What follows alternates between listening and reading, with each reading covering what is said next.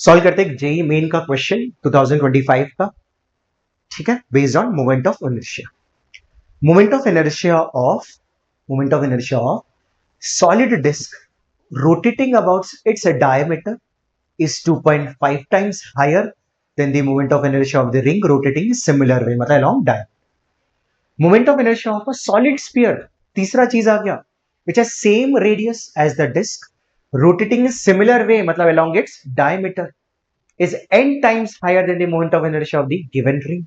बताओ ये n की वैल्यू, सारे बॉडीज का मास सेम ले लो, तो डिस्क का मोमेंट ऑफ इनर्शिया क्या होता है, mr²/2, बट कैसे, perpendicular along the diameter.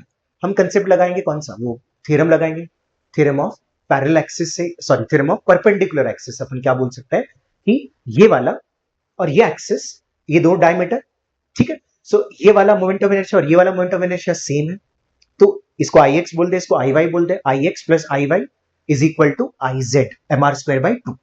So I X और आई वाई दोनों सेम होगा, तो इसको 2i लिख देंगे। 2i की वैल्यू कितना हो जाएगा, mr²/2, तो i की वैल्यू कितना, mr²/4।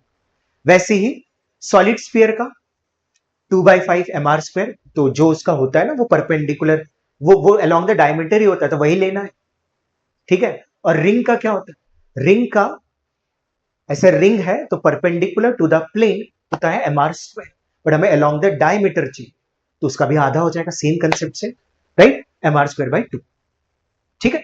क्या क्या गिवन है, moment of inertia of the disk 2.5 times of moment of inertia of ring, तो मास तो सेम है यार, मास तो लिखो ही नहीं, कैंसिल आउट हो जाएगा, है ना। डिस्क की जगह r²/4, मैंने उसको r1 ले लिया, r1²/4, और रिंग का क्या हो जाएगा, r2 ले लिया, तो r2²/2 इधर लिख दिया, और 2.5 को 5/2, ये 2 इंटू 2 4, ये 4 कैंसिल, तो आ रहा r1² is equal to 5 times r2²।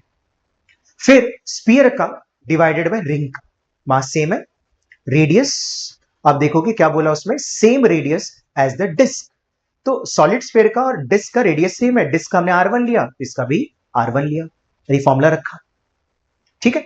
और रिंग का जो था mr²/2, बट r क्या था ना, r2 लिया था, mm कैंसिल, ये 2 ऊपर जाएगा तो 4/5, और बचेगा r1/r2 का होल स्क्वायर, r1/r2 का होल स्क्वायर, इसको नीचे ले जाएंगे तो आएगा 5, 5 कैंसिल, तो आंसर आ रहा है 4, तो ये n की वैल्यू कितना आ रहा है, ठीक है। आई होप आपको क्वेश्चन समझा, थैंक यू।